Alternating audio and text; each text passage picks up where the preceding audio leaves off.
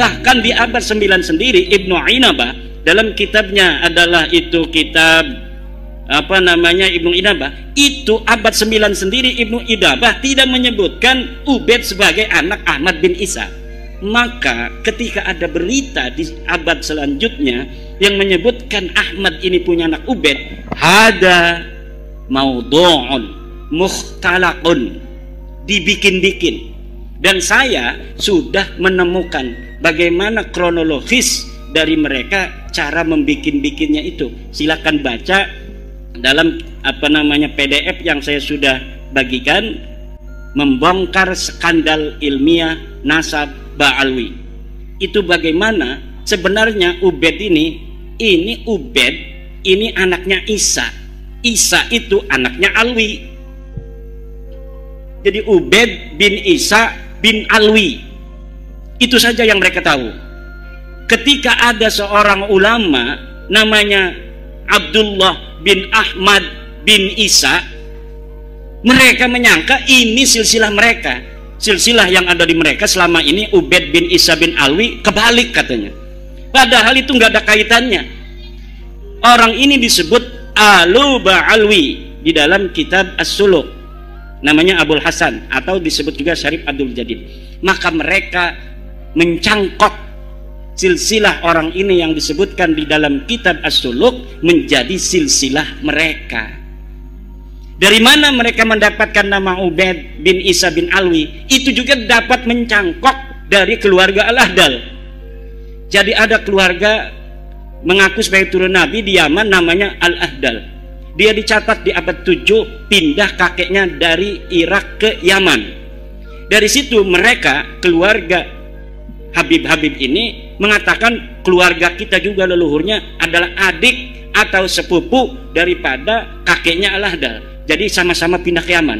Padahal kakek mereka tidak dicatat dalam As-Suluk, tapi mereka membonceng sejarah yang ada di dalam kitab As-Suluk tentang hijrahnya leluhur Bani Ahdal menjadi sejarah mereka.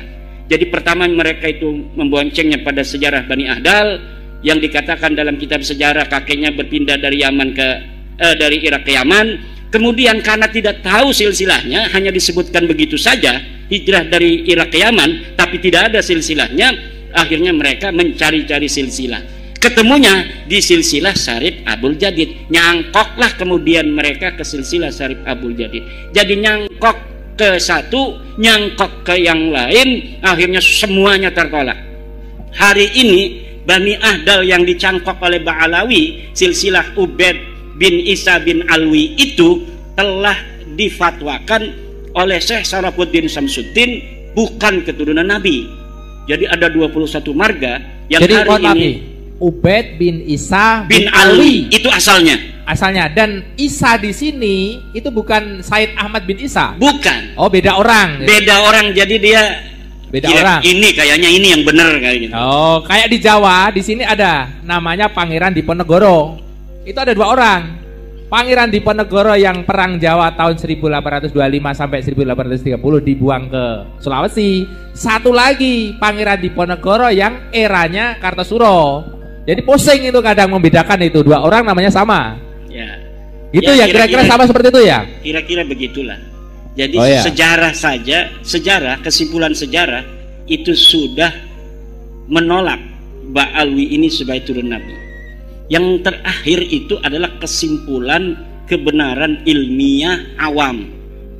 Orang awam itu walaupun tidak sekolah, tidak mondok, tapi kebenaran secara ilmiah standar universal itu sama, semua paham. Ini saja nasab Ba'alwi itu oleh kebenaran ilmiah standar awam yang tidak sekolah, tidak pesantren tertolak. Bagaimana penjelasannya? Kebenaran ilmiah itu ada dua. Yang pertama logis, yang kedua adalah empiris verifikatif.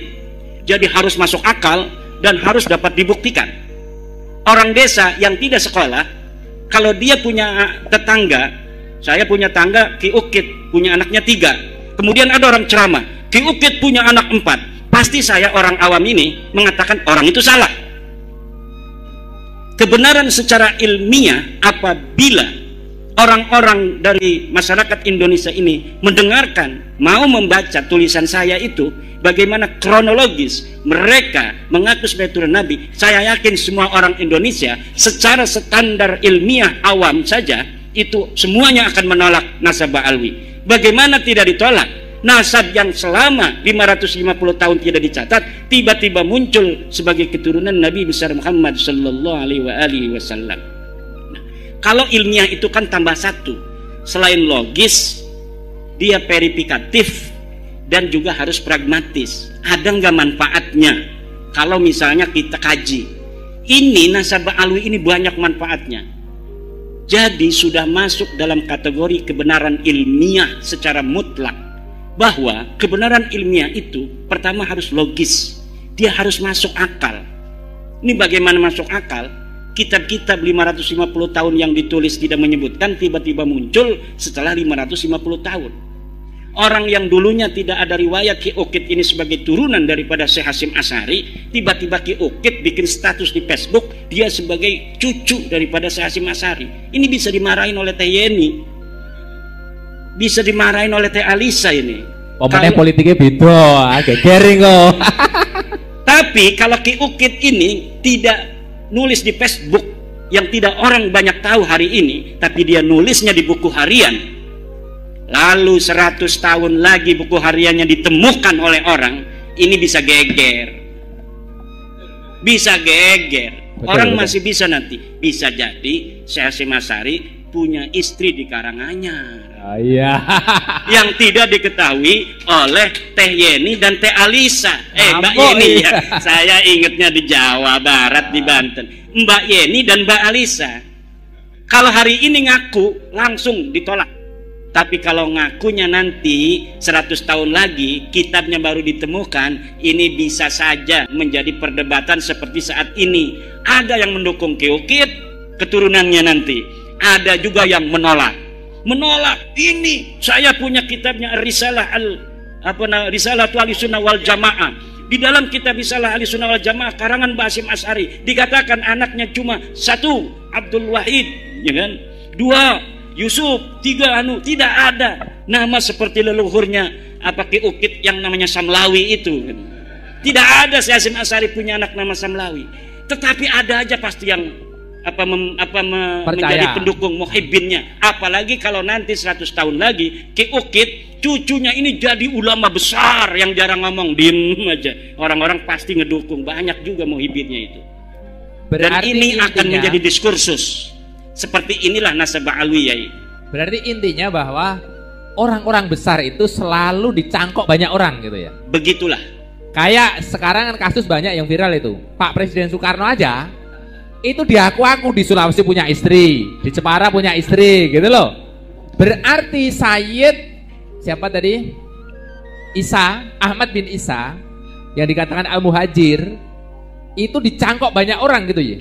Dicangkok pertama oleh keluarga Syarif Abdul Jadid dan itu tertolak. Yang kedua dicangkok oleh tidak hanya Mbak Lawi berarti yang nyangkok. Bukan.